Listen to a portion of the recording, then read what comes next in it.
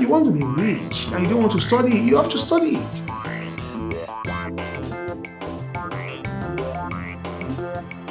Hi, ladies and gentlemen, welcome to Dominion Wealth Zone. My name is Julius Olutokun.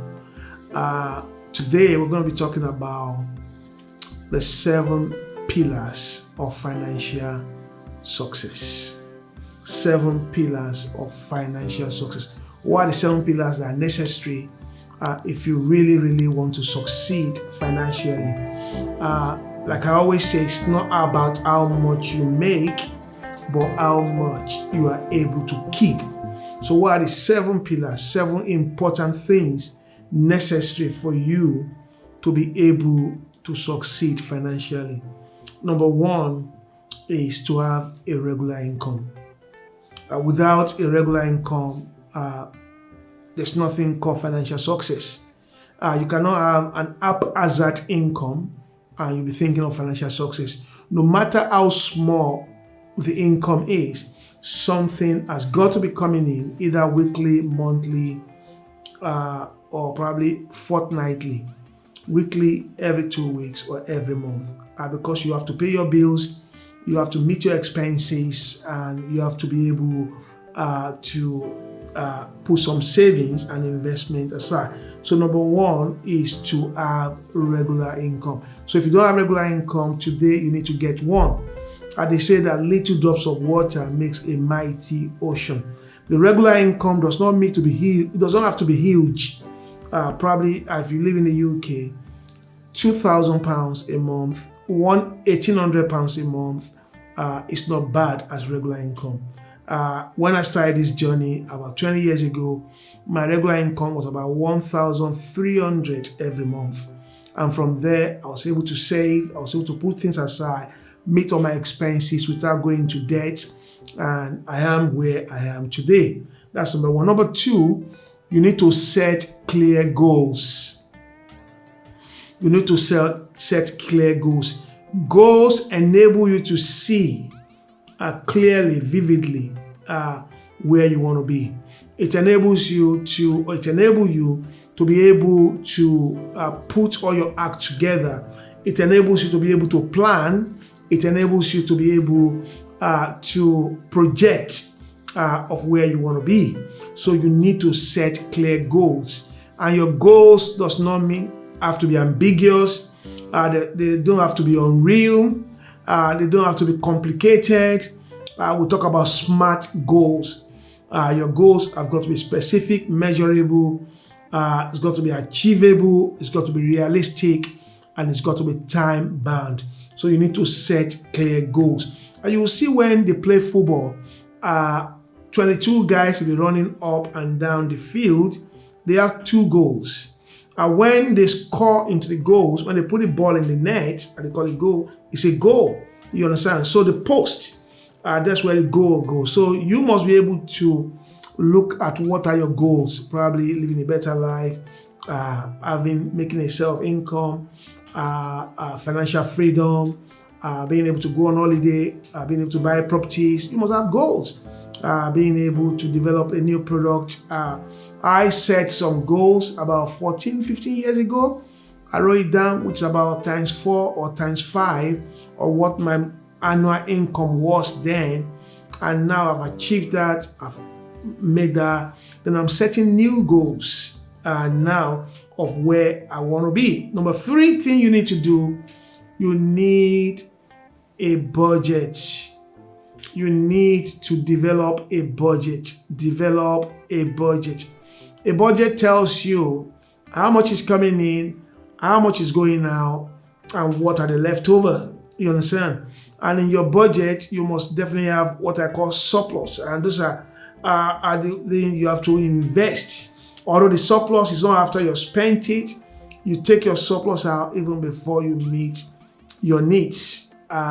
When you've met the need, then there are some needs that you cannot negotiate, like your mortgage, your rent, your council tax. If you live in the UK, your travel expenses. Then those are the basic ones. Then when it comes to feeding, of course you want to eat healthy, but you can cut out your eating out. So you need to create a budget. And when you're creating a budget, you've got to be realistic with yourself. You've got to tell yourself, I need to do this. Remember, we're looking at steps to financial success, or the 7 pillars of financial success. Please do not forget to like, to share, or to subscribe to my channel, and to hit the notification button so that anytime I release any video, you can get it ASAP. So we're looking at creating a budget, which is number 3. Now we'll go to number 4. Consolidate and manage your debt. And this is a problem most people have. A lot of people tell me, I've got this debt, 5 debts with 5 providers. Put them together. So instead of paying 5 people, 5 companies, pour your debt together and pay one.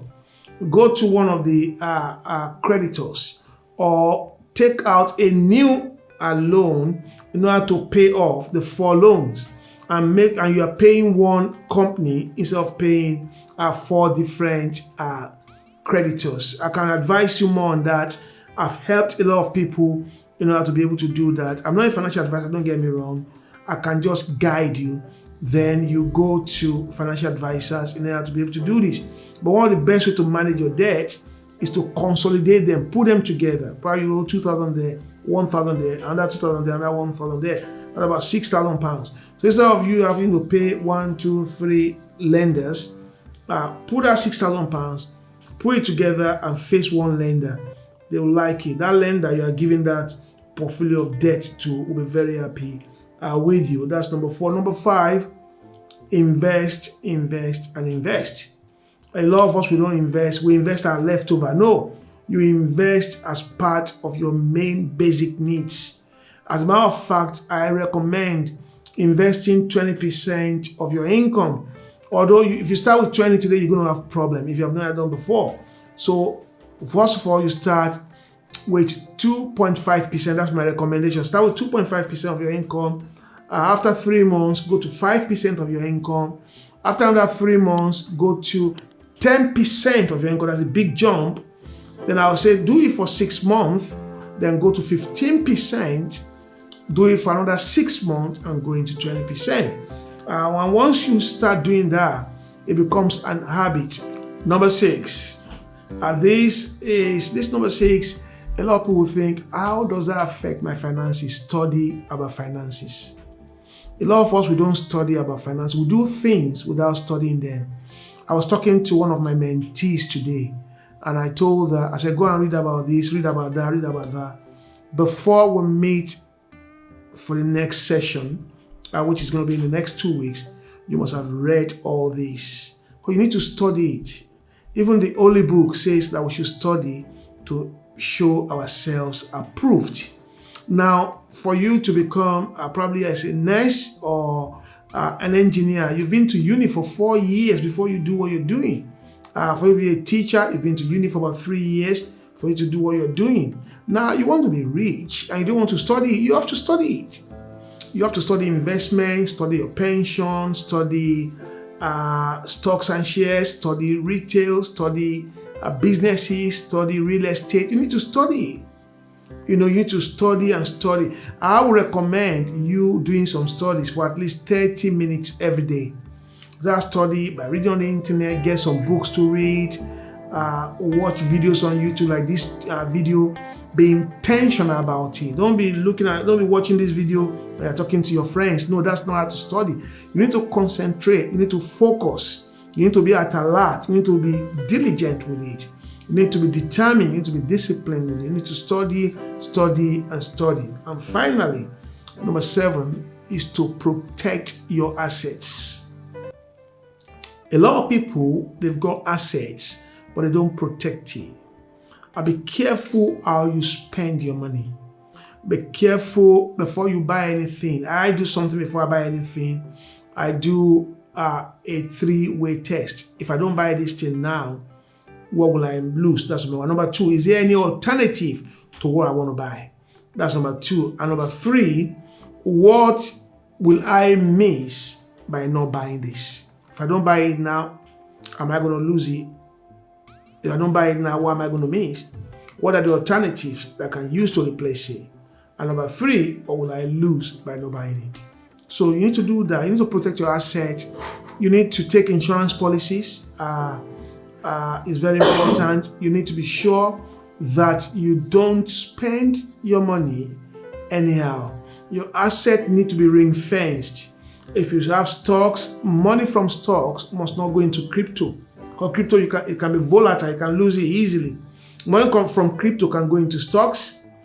Money from your stocks, you need to protect it and grow it. And once it gets to a level where you know when I take care of this, it's not going to affect it, you could take care of it to buy some other assets, either buy more stocks, or buy more shares, buy ETFs, or buy real estate. These are the things I've done. You need to protect your assets, and you need to be very diligent with it. So these are the 7 pillars or 7 important steps to having financial success.